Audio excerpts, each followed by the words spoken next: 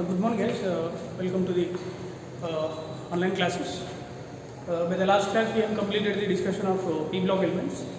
So, in this class, we are going to start the first chapter of the chemistry, that is some basic concepts of chemistry. Right?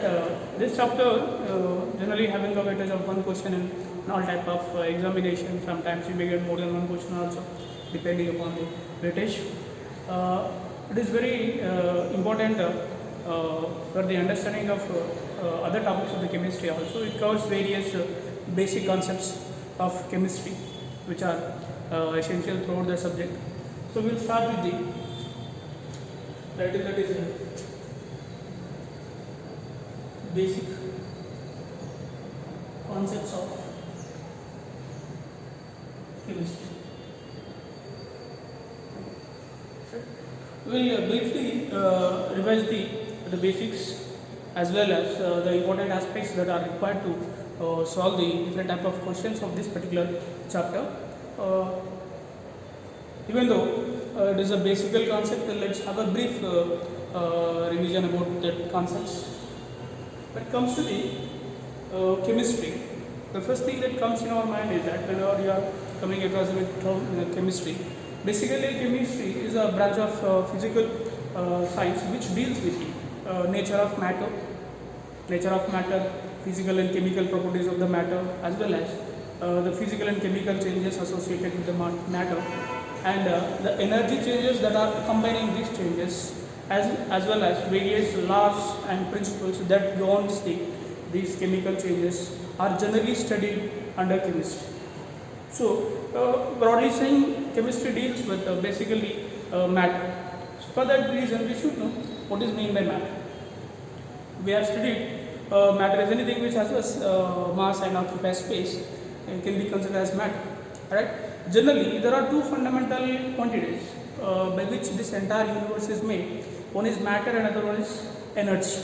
These two are interconvertible into one another. Energy and matter according to the Einstein equation of E is equal to mc square. So, mainly we are going to discuss about the matter rather than energy in this particular chapter. So, let us have a brief discussion about the matter and its classification, how matter is basically classified into different types based on their physical and chemical aspects. Right. Matter can be classified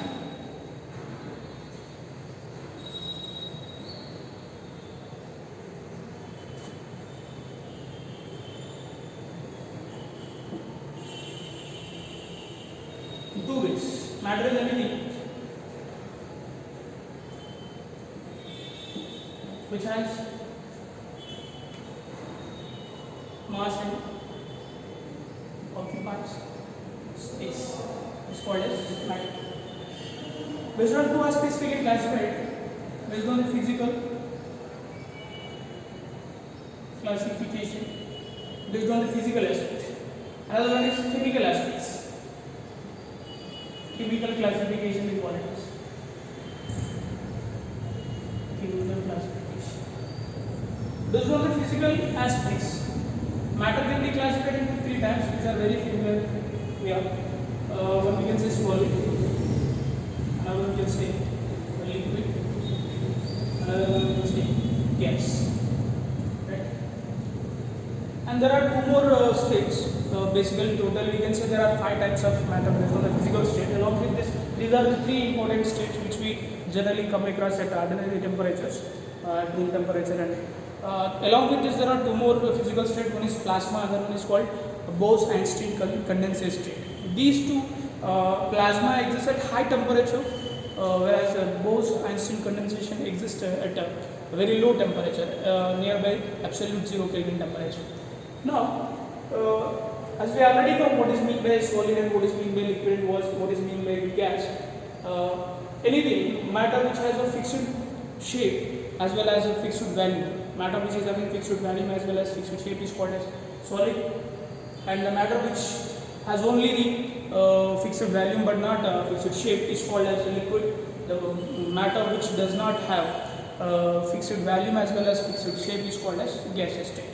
So this is a definition of solid, liquid and gas, and we know that based on the conditions of temperature and pressure, matter can exist either of any form.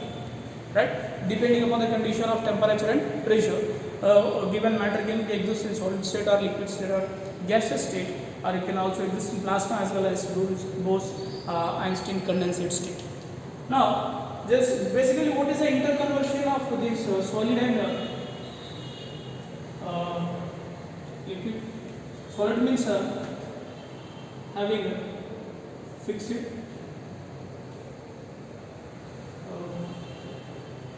volume and shape, fixed value but no fixed shape, neither fixed value or not fixed shape, right? Basically, if you want to convert a solid into liquid, what you have to do? You have to provide the energy. When you give the energy, what happens? When you give the energy, generally this process we call it as melting. What happens? Solid and melting becomes liquid. And when you decrease the temperature of any liquid, right, by giving energy, it will be converted into solid, which is we call as freezing. This process we call as freezing, right? Here, if you provide energy to the liquid, that means in terms of temperature, what happens? It undergo boiling. This process we call it as boiling. Whereas this reverse process, conversion of gas into liquid, we call it as condensation. We call it as what we call it as condensation. These are some basic phenomena which will take place. So what is the important thing is that when you are giving energy to the solid, it will be converted to liquid. When liquid is the temperature of the liquid is reduced, it will be converted back into the solid, which we call as freezing. Now, this is about the physical classification of the matter, right? And when it comes to the important classification, that we are more concerned with chemical classification. Based on the chemical aspects, matter can be classified into two types. That is pure substances as well as mixtures. Pure substances as well as mixtures. What is mean by pure substances? The substances which are having fixed composition are called as pure substances. The substances which are not having fixed composition are called as mixtures. Right? This is a criteria of classification of chemical classification of matter. Right? Pure substances can be further classified into two types. That is elements and compounds. Elements and compounds.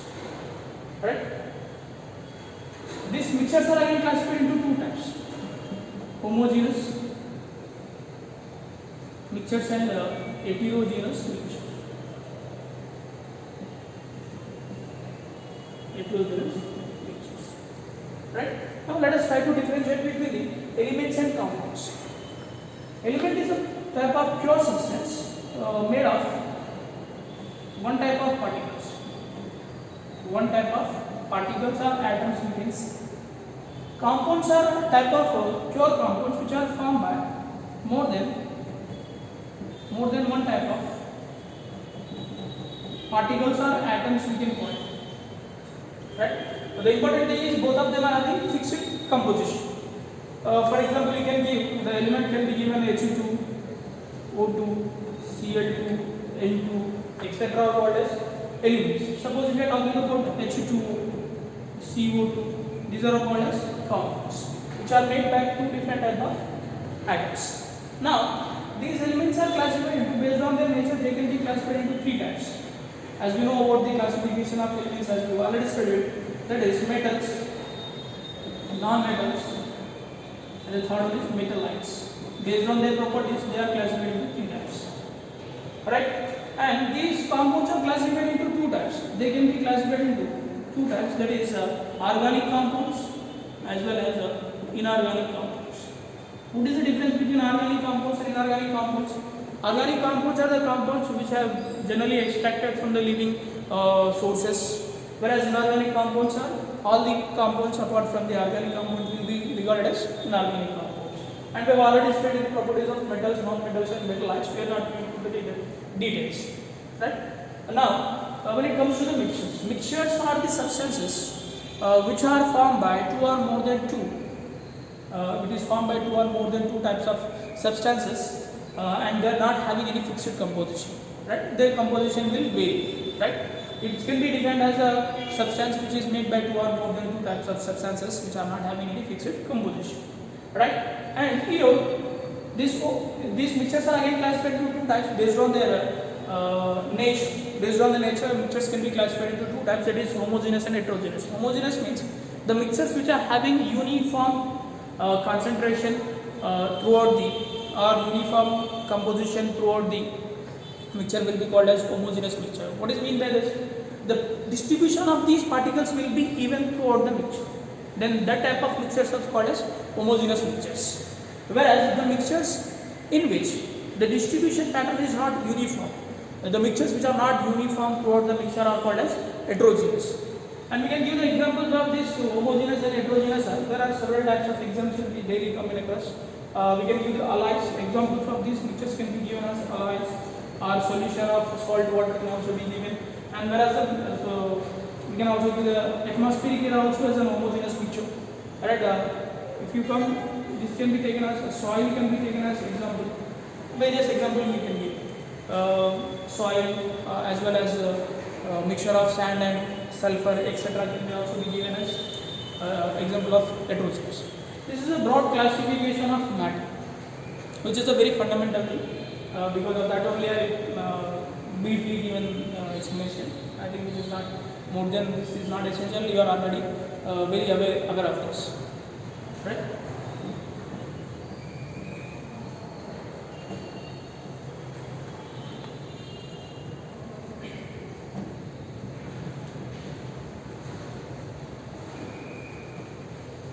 Now, let us try to recollect some basic definitions of this particular chapter, that is atoms, molecules.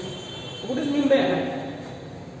What is mean by atom? Actually, the concept of atom was given by John Dalton in his atomic theory. John Dalton's atomic theory. According to the Dalton, atom is generally defined as the smallest particle of the matter which cannot be further divisible, indestructible, indivisible particle of the matter is generally regarded as atom, right? And in his atomic theory, he also postulated some important points such as atom is indestructible, the smallest particle, and atoms of an element will be having same properties such as size, shape, whereas atoms of different elements are having different properties such as their size and mass will be different. And generally, when atoms of different elements are combined in a fixed ratio, they generally forms compounds. And importantly, these atoms neither can be created nor destructed. Matter cannot be created nor destructed. That is generally applicable for atom also. According to Dalton, atoms cannot be destroyed or neither created. So these are some of the main postulates of the Dalton. So from that we have the definition for atom. That is, the basic definition of atom can be given as the indestructible or indivisible particle of the matter, right? But nowadays the definition that we are using is a little bit modified. This is the smallest particle. What is this? Smallest particle of matter. Smallest particle of matter which takes part in chemical changes or chemical reactions, we can say. It may or may not have individual existence, independent existence. Atom may or may not exist individually or independently, right? And what is meant by molecule? Molecules means the smallest particle of the matter which has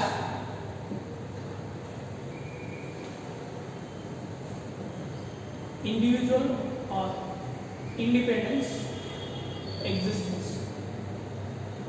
This is the smallest particle of the matter which is actually stable and which exists in the nature. If you want a differentiation generally, this is called hydrogen molecule. Whereas if you write only one hydrogen, this will be generally termed as hydrogen atom equivalence. Hydrogen atom equivalence. Right? This is about the distinction between the atom and molecules. Over this to you.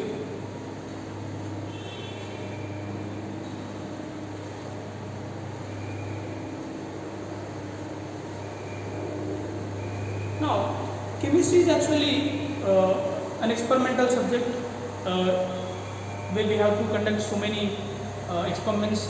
In that, we have to measure various things, such as we have to measure the weight of the substances that we are taking in a particular chemical reaction. We have to measure the volume of a particular liquid which we are using in a particular reaction to carry out a particular chemical change. So, it always deals with the measurements. So for that purpose, we should know some basic measurements that are used in chemistry, right? According to the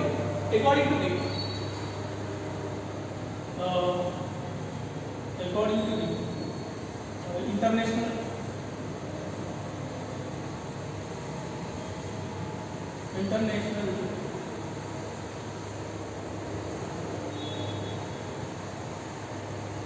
conference. It is generally according to the 11th International Conference on weights and measurements. Weights and measurements, right? Generally, which is abbreviated as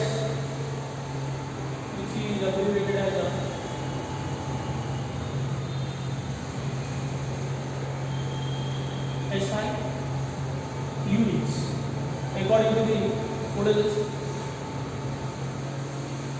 Lay System International B units. There are 7 fundamental units. There are 7 fundamental units. Right? Hope you know all these things. We will have a brief revision about it. Right?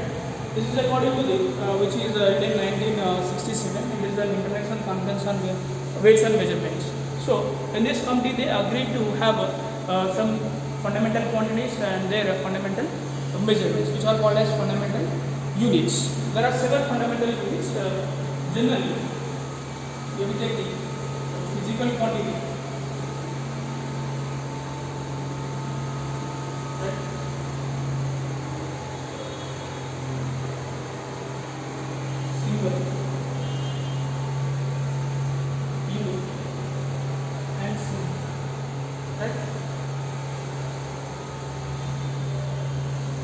The first physical quantity we can take, the basic thing is length. If you want to measure any distance, we need length, right? Which is basically represented with L, and it is expressed in units meter, and which is denoted with M, right? The second one is we can take mass. Mass is also a fundamental quantity, which is basically represented with M, and it is basically represented with kilograms. Kilogram, which is abbreviated as kg. And the third fundamental physical quantity is atom. The third fundamental physical quantity is time, which is denoted with small t, and which is measured in second and denoted with S. The next physical quantity is temperature, which is denoted with T. It is generally expressed in Kelvin, represented by K. The next physical quantity we can say current, which is represented with I, and generally measured in ampere, which is denoted with A. And next one is amount of substance, which is denoted with N, and which is expressed in moles. The symbol of mole is MOL. The last fundamental quantity is luminous intensity, which is denoted with IV, which is generally expressed in candela, and the symbol is C. These are the 7 fundamental units, right? With the help of we can derive any other derived units, and the definitions we might not require any definitions for them as we are not preparing for the theory, and it is only concerned with the objective point of view. You just have the idea about what are the fundamental units, right? And apart from this, we have also some derived units. What is meant by derived units? Derived units means the units which are generally derived from fundamental units are called as derived units. There are several derived units. For example, if you are talking about area is a derived quantity, and whose units are generally, what are the units of area? Directly rating it is nothing but what is area is nothing but length and width. So which is basically expressed here L into L, and generally we measure it as M into L, so which comes to be meter square, right? The same value is nothing but length into width into height, so which will be generally expressed in meter cube. The same manner, density is also a derived quantity, a derived physical quantity, which is generally defined as the mass upon volume. So what are the units of density? The units of mass will be kg, and the units of volume will be meter cube, so it will become kg meter inverse cube, right? The same way we can say another derived quantity, that is speed. Speed is also derived quantity of nothing but the distance traveled upon time taken. So what it is? Distance is basically measured in meter, and time is measured in second, meter per second. And another derived quantity we can give as acceleration. What is acceleration? Acceleration will be defined as change in velocity upon time taken. Change in velocity is nothing but meter per second and second, which will become equal to meter per second square. These are the some derived units.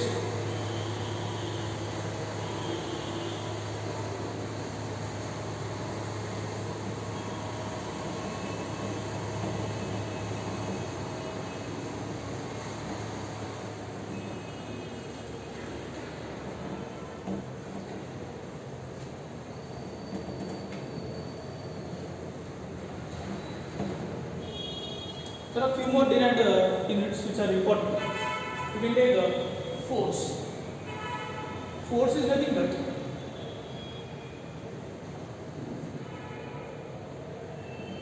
right? Force is mass into acceleration is generally called as force, which is nothing but kg meter per second square, right? This is also called as Newton. It is 1 Newton equal to, what is this? Kg meter per second square, right? Next one is pressure. Pressure is generally defined as force acting on a unit area. Force acting on unit area will be called as pressure, right? If you want to derive the units of pressure, it will be Newton per meter square, which can also be written as, or we can also write it as kg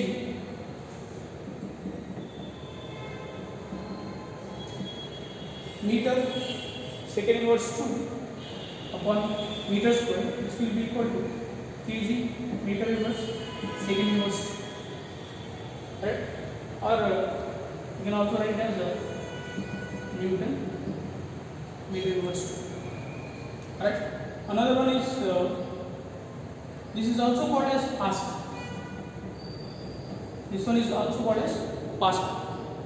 It is kg meter inverse second inverse 2 or Newton meter inverse 2 is nothing but it is equal to 1 Pascal. Pascal is a unit which is used to express the pressure. Right. Another one is energy. Energy is basically defined as, this will be force to displacement, which is nothing but kg meter second inverse 2 into meter, which is nothing but kg meter square second inverse 2. This particular will be equal to joule, that is kg meter square second inverse 2 is generally defined as 1 joule, whereas Newton meter inverse 2 is defined as Pascal, and whereas kg meter second inverse 2 is defined as Newton. These are some derived units. And one more important thing is that in chemistry, sometimes we have to handle some large values, sometimes we have to handle with very minute values. In order to deal with this large values as well as minute values, large values in the sense we have to deal with the values such as Avogadro number. What is Avogadro number? It is 1.6022 into 10 power 23. This is a very large one. And there are very small numbers such as if you are taking mass of an proton or mass of an atom, if you take, that will be equal to 1.66 into 10 power minus 24 grams.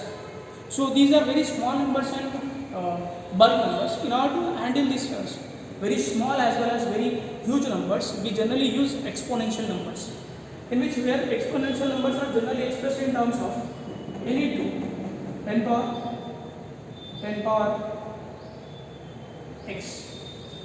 There is a numerical value and x will be some power. For example, these are called exponential numbers. What they are called is exponential numbers we call. Why we use these exponential numbers? In order to represent the very huge numbers and very small numbers that we have to handle in the chemistry. This is a convenient way of representation. For example, if you take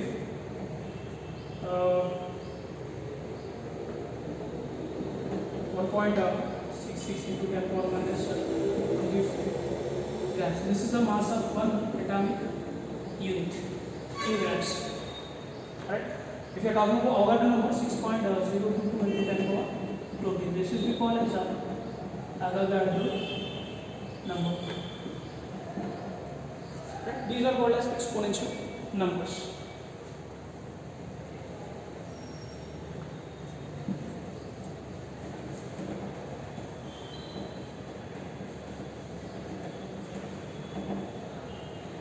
Now,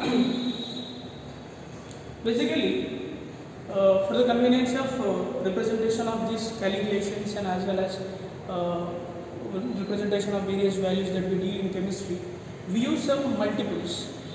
Right? The multiples such as, we'll see what are the general multiples that we use in chemistry as well as their prefixes. There are certain multiples, prefix, and symbol. Right? What are the general multiples? 10 power minus 24. Right? This is called as Kyoto, represented by Y. 10 power minus 21. This is called as Zepto, represented with Z. 10 power minus 80. This is called as Atto, represented with A. 10 power minus 15. This is called as Femto, represented with F. 10 power minus 2. This is called as Pico. 10 power minus 9. This is called as Nano, and this is represented with N. 10 power minus 6. This is we call as Micro, represented with Mu. 10 power minus 3, this is we call milli, represented with M. 10 power minus 2, this is called centi, represented with C. 10 power minus 1, this is we call deci, represented with D. And 10 is called as deca, represented with D. In the same manner, 10 power 2, which is called as hectare, which is represented with H. 10 power 3, this is called kilo, represented with K. 10 power 6, this is called mega, represented with capital M it is. And 10 power 9, which is called as giga, represented with capital G. 10 power 12, this is called tera, represented with capital T. 10 power 15, this is called eta, represented with P. 10 power 18, this is called exa, represented with E. 10 power 21, this is called zeta, represented with Z. 10 power 24, this is called iota, represented with capital YS. These are some multiples. What are they used? Generally, they are used to express either very big values or very small values in a convenient way. For example, let us see their uses, how we can use them.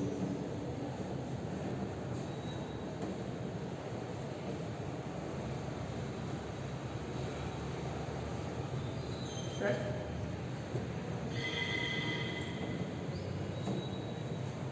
This is also called as interconversion factors. For example, if you are talking about 1 nanometer, 1 nanometer is generally equal to 10 power minus 9 meters. Alright? Or if you are talking about 1 picometer, which is equal to 10 power minus 12 meters, or it is also equal to 10 power minus 7 centimeters, or this is also equal to 10 power 10 centimeters. Right? Now, the same manner, 1 angstrom. 1 angstrom will be equal to 10 power minus 10 meters or 10 power minus 8 centimeters. These are the multiple factor which has to be used to convert one unit into others. Right?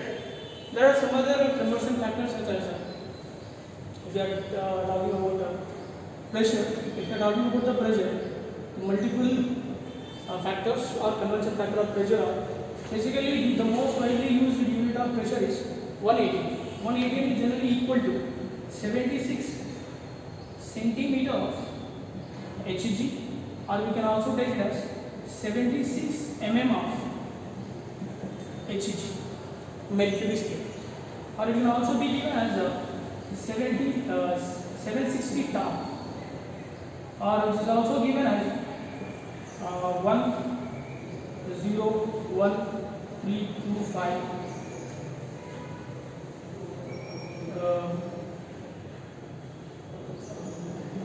into Newton meter inverse 2, or it is also called as 1.01325 into 10 power 5 Pascal.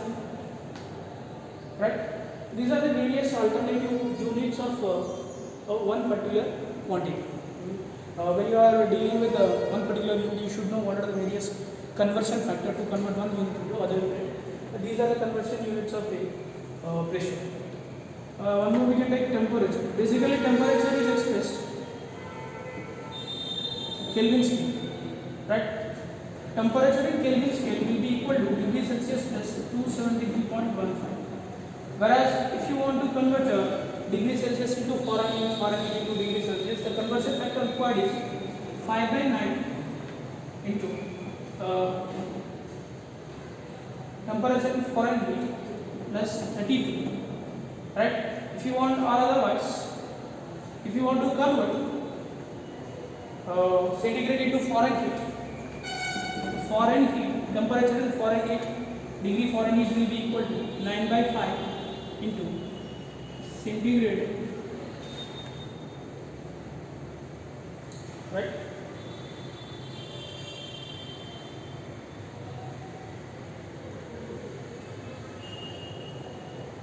One second. This is minus 2.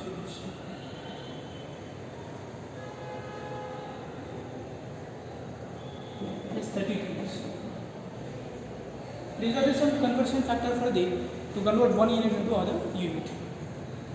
Hope this clear.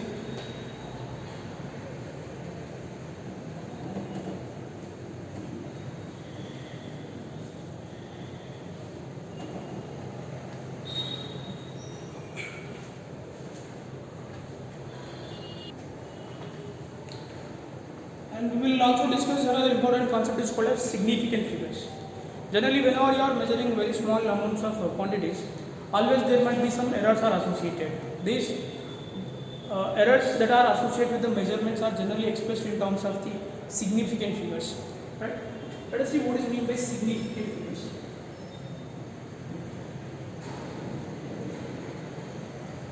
We generally call them as SF. Right?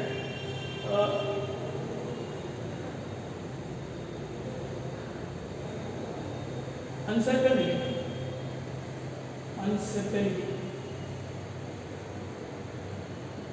in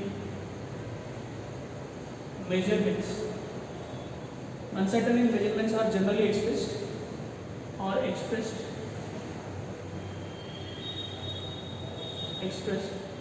in terms of significant figures. Suppose you are measuring a particular quantity in the lab. Suppose you want to take 11.2 grams of sodium hydroxide. You have taken the value as 11.2 grams. Here, these first two digits, 11, 1 and 1 will be certain. They are known with high certainty. Significant figures are those digits which are known with high certainty and associated with at last one digit will be with certain uncertainty. The uncertainty in the last digit will be either it will be plus 1 or minus 1. That means these two digits are we know with very certainty, and this last digit may be associated with an uncertainty of 1, either plus 1 or minus 1. It can be plus 1 more or plus 1 less. So this uncertainty is generally expressed in terms of knowing the certain figures, which are called as significant figures. Right? Generally, these significant figures includes all the digits which are known with high certainty and one last digit which is generally associated with uncertainty. That is, uncertainty will be either plus 1 or minus 1. Now, let us see how to identify these significant figures. First of all, you need to remember significant figures means the digits which are known with high certainty and associated with one digit which will be having certain uncertainty in it. So generally these significant figures are identified by following certain rules. Now we will see what are the rules. Rules to determine significant figures. The first rule is that all non-zero digits are significant. All non-zero digits are significant. What is meant by that? For example, if you have a number 22.23, so these are all non-zero digits. So the number of significant figures in this particular number is 4. A second one we can say zeros in between non-zero digits are significant. Zeros in between the non-zero digits. For example, if you take 5.006.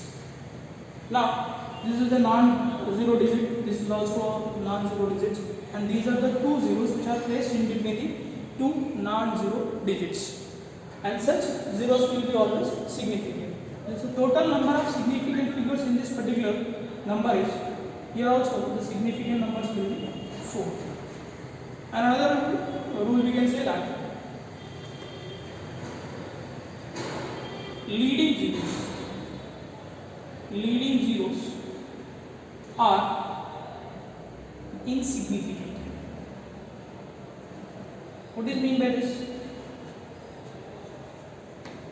Zeros placed to the right of the decimal point, right, which are not preceding with any non-zero digits.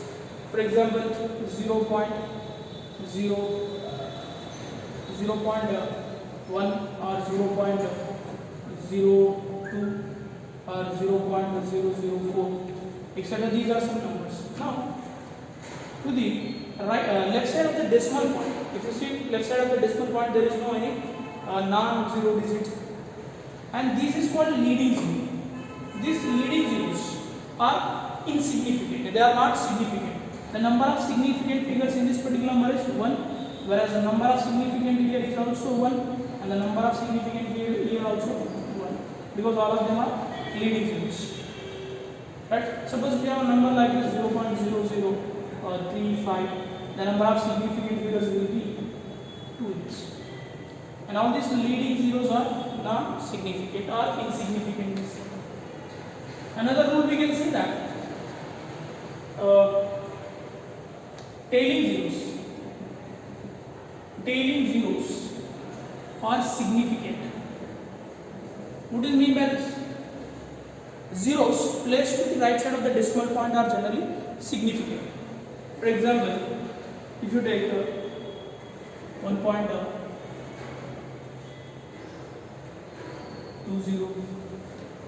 or if I write 1.00,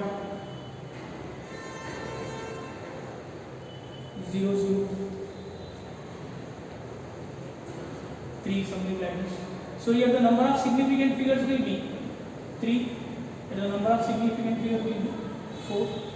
Right? Generally, tailing zeros are significant, whereas the leading zeros are insignificant. Now, there is another rule. A counting number or number which is exact numbers may have any number of significant figures. They may have infinite number of significant figures. Are generally the zeros in counting number, the zeros that are placed to the right side of the decimal point may or may not be significant. We can say, suppose if we take 20, it can have any number of significant figures. It can have 2, or it can have, if you place 20.0, it can have 3. Like that, it can be having any number of significant figures. Now, one more important point is that in exponential numbers, exponential figures, the numerical value is the only significant figure. Is the only significant figure. What is mean by this? Suppose if you have a number 1.066 into 10 power minus 24. This is a exponential figure. Here, how many significant figures are there? The significant figures in this are 3. Only this numerical value should be taken as the significant figures, right? If you have 6.02 into 10 power 23, then the number of significant figures are how many are there? 4 are there. These are the some rules to determine the significant figures, right? Now,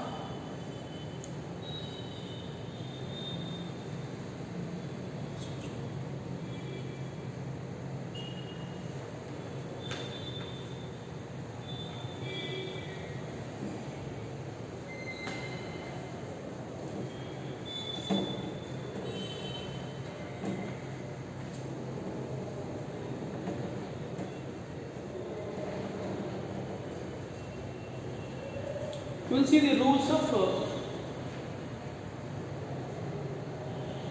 addition and subtraction of significant figures.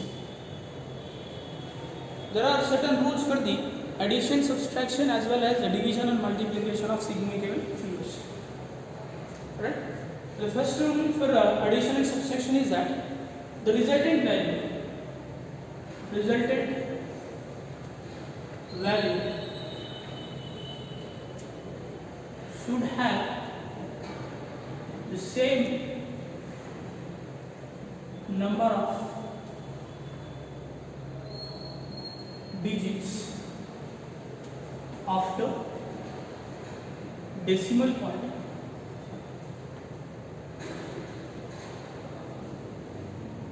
to the right side of decimal point, right side of decimal point,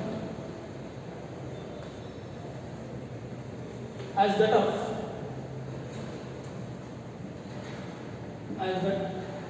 either of the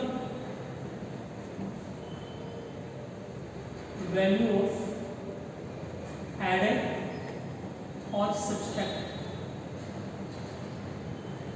Right? What is meant by this? Suppose let us take a addition. It is 23.0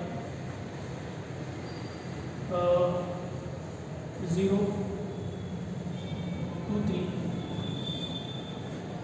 plus 2.1 plus 2.12. Suppose this is a value that we are adding.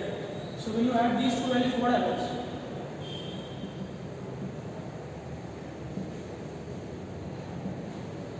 So the resultant value will be 3, 4, 1, 5, 2. This is the result. If you express the result as it is, this will be the incorrect. As per the rule of addition and subtraction of significant figures should be represented with the same number of decimal points as that of the either of the value added or subtracted. These are the two values that are added. After decimal point there are 3 digits. After decimal point only 2 digits are there. So in the result, the number of decimal point should be equal to that of the number which is having least number of decimal points in the added value. Right? So the result should be represented in the form of 25.14. If you represent result in this form, it will be incorrect. Right? So this is the right way of representation. This rule is valid for both the addition as well as subtraction. If you are subtracting the number of decimal point in the result should be equal to the value which is having least number of decimal points in the addition or subtraction. Right? Now, in multiplication, if you are talking about the multiplication, the result should be in multiplication or division. The result should be reported.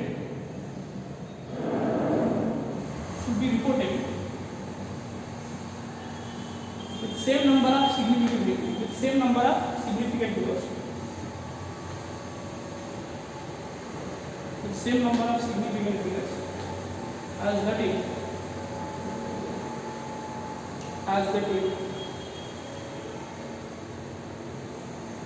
the least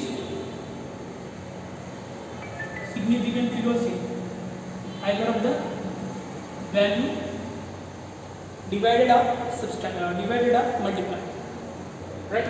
Suppose if you are having a number, for example 2.143, right, into 0.21, right? So what is the value? 3, right? 4, 1, 2, what it will be 6, 8, 2, and 4. So it comes to 3, 0, 0, 5, 4. Right? So where should be the decimal point? The decimal point should be over it. 1, 2, 3, 4, 5. Right?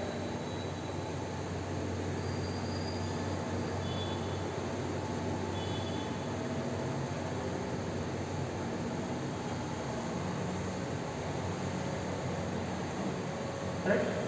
So this is the resultant value. This is the resultant value. This value should be represented 0.45, 0.45003. This value should be represented in the same number of significant figures as that of the least number of significant figures of added value or divided value or multiplied value. Here there are significant figures in this particular case. How many significant figures are there? 4. How many significant figures are there here? 2. The value should also be represented in the same number of significant figures as that of the least value multiplied or divided. So this should be recorded 0.4. This is the right way of doing it. These are the some rules of addition, subtraction, multiplication and division of significant figures. Right? Hope this clear so far. That's all for today, and remaining will continue in the next class.